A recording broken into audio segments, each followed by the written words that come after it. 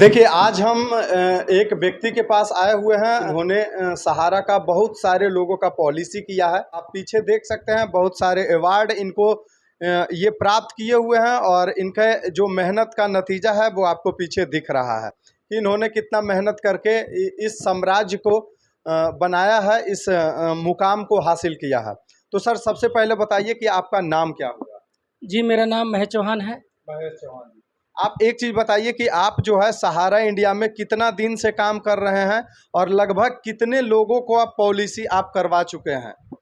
जी, मैं 2008 से काम कर रहा हूँ इसमें और आज तक लगभग मेरा 200 लगभग एजेंट थे और करीबन 20 से 25 करोड़ रुपया जमा कराया हूँ सहारा में। अच्छा, 20 से 25 करोड़ रुपया लोगों का आप सहारा में जमा करवा दिया।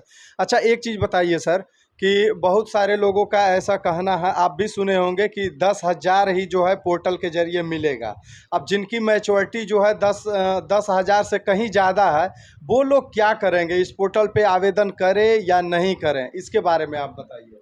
जैसा हमको जानकारी मिला है कि अभी जो पोर्टल बना है सहारा इंडिया का, इसमें 10,000 तो बताया गया है मिनिमम कि 10,000 रुपया के मिलना है और साथ साथ में उससे आगे 30,000 रुपये तक मिलना है। लेकिन आवेदन करने की जब बात आ रही है तो आवेदन सभी लोग को करना है, जिसमें जिसका 10,000 रुपया वो भी आवेदन कर सकते हैं और जिनका मैच्योरिटी पूरा है वो भी आवेदन कर सकते हैं, जिनका मैच्योरिटी नहीं पूरा है वो भी आवेदन करेंगे। इसलिए कि यहाँ कोई भी जमाकर्ता का लॉगिन जो होगा वो आधार कार्ड से एक बार ही लॉगिन होना है, दोबारा लॉगिन नहीं होना है। तो आपका जितना भी 3 कंपनी, चाहे सहारा क्रेडिट कोऑपरेटिव सोसाइटी लिमिटेड हो, चाहे हमारा India credit cooperative society limited हो और चाहे मल्टीपर्पस हो, चाहे स्टार मल्टीपर्पस हो, ये सारी 4 स्कीम है। 4 स्कीमों में जहाँ भी आपका पैसा है, जितने भी एजेंट से कराए होंगे, आपको जितना भी पेपर है एक बार एक दिन ही लॉगिन करना है। एक बार ऑनलाइन नहीं करेंगे दोबारा ऑनलाइन नहीं होगा। अच्छा, एक चीज़ और सामने आ रहा है सर कि कई लोगों का ऐसा भी कहना है कि अगर मान लीजिए जिनके पास 4 खंड में वो लोग पॉलिसी लिए हुए थे, उनके पास 4 पेपर होगा। अब 4 पेपर होगा, कई लोगों का ऐसा भी कहना है कि 2 पेपर ही ऑनलाइन में अपलोडिंग करने का ऑप्शन आ रहा है या 3 पेपर ही आ रहा है या उससे ज़्यादा नहीं आ रहा है, तो वो लोग क्या करें? ऐसा है कि मैं लॉगिन करके देखा हूँ। मैं जब लॉगिन किया तो इसमें जितना भी कंपनी, 4 कंपनी है, तो चारों कंपनी को लॉगिन करने के लिए ऑप्शन मिलता है और चारों कंपनी को बारी-बारी आप आवेदन कर सकते हैं, सारा स्कैन कर सकते हैं। जहाँ तक मेरा जानकारी है मैं किया भी हूँ और बहुत सारे लोग को करने का प्रेरित भी करता हूँ। आपने अगर ऑनलाइन किया है तो आपको ये जानकारी देना चाहता हूं कि जब आप पोर्टल में ऑनलाइन करेंगे तो आपको एक फॉर्मेट डाउनलोड करके उस पर अपना साइन सहमति दे करके उसको अपलोड करने का जो है वो प्रक्रिया बताया जा रहा है उस पोर्टल के जरिए। और उसमें सबसे नीचे अगर देखा जाए तो एक कॉलम है कि अगर आप जो है आवेदन कर देते हैं, उसके बाद जो है आप किसी संस्थान या आप कहीं पे भी प्रोटेस्ट या कहीं पे भी किसी भी तरह का विरोध प्रदर्शन नहीं कर सकते हैं। ये आपने पढ़ा है सर? जी सर, जहाँ तक मुझे जानकारी है कि जब डाउनलोड पेपर होता है तो जितना सारा अकाउंट्स आपको उसमें ऐड किया गया वो सब दिखता है। कितना अकाउंट नंबर था, कितना मेंबरशिप नंबर था, कितना अमाउंट था, सब दिखने के बाद में डेट भी दिखता है कि किस डेट में आप चालू किए थे या किस डेट में ऑनलाइन किए हैं।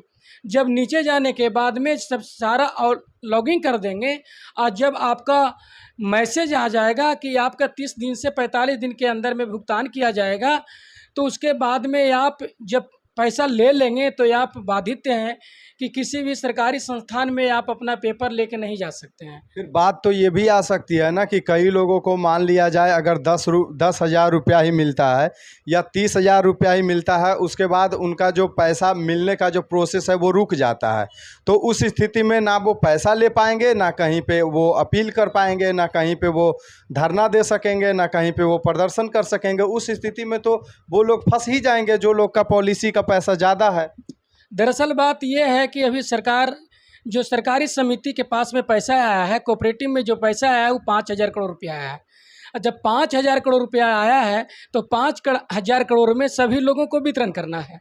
तो इसलिए सरकार 10-10 हज़ार रुपये के प्रावधान किया है कि 10-10 हज़ार रुपये अगर हम सभी लोगों को देते हैं तो 4 करोड़ आदमी को दे पाएंगे, और अगर 30 हज़ार रुपये करके देते हैं तो 2.5 करोड़ आदमी को हम दे पाएंगे। तो हमारे पास निवेशक 10 करोड़ हैं और पैसा हमारे पास में 5,000 करोड़ है। तो पूरे आदमी के अगर 10-10 हज़ार सरकार देती है इस पोर्टल के माध्यम से, तो फिर भी हमारे पास 6 करोड़ निवेशक बच जाएंगे। तो कहा गया है कि मतलब जो सरकार है, जो अमित शाह हैं, वो बताए हैं कि अगर 10-10 हज़ार रुपया सबको हम दे देते हैं तो फिर हम सुप्रीम कोर्ट से गुहार लगाएंगे और जो 21,000 करोड़ रुपया पड़ा हुआ है उससे ले करके फिर लोगों को पैसा दूंगा। सर कहीं सरकार के मंशा पे आपको डाउट नहीं हो रहा है कि सरकार ये जो है वो पैसा का जो है बंदरबाट करने में लगी हुई है? क्योंकि आप देखते होंगे जब आपने बोला कि हमने खुद ऑनलाइन पोर्टल को खोला है, तो वहाँ पे जब आप अप्लाई करते होंगे तो वहाँ पे आप देखते होंगे कि आपकी मैच्योरिटी की राशि नहीं पूछी जा रही है, आपकी ये पूछी जा रही है कि आपने जो पॉलिसी करवाया था वो कितने का पॉलिसी करवाया था वो सबमिट कीजिए, ना कि ये सबमिट कीजिए कि आपकी जो मैच्योरिटी है वो कितना पूरा हुआ है। तो इस स्थिति में बताइए, मैच्योरिटी का तो राशि किसी को नहीं दिया जाएगा। जैसे बताया गया था हमारे गृह मंत्री के द्वारा कि सहारा में जिन लोगों का पैसा जमा है, मैं वादा करता हूं कि ब्याज के साथ दिलाऊंगा। तो हमें सरकार पे भरोसा करना चाहिए, क्योंकि हमारे देश में सरकार के ऊपर टिका हुआ है, सुप्रीम कोर्ट के ऊपर टिका हुआ, सरकारी संस्थान के ऊपर टिका हुआ।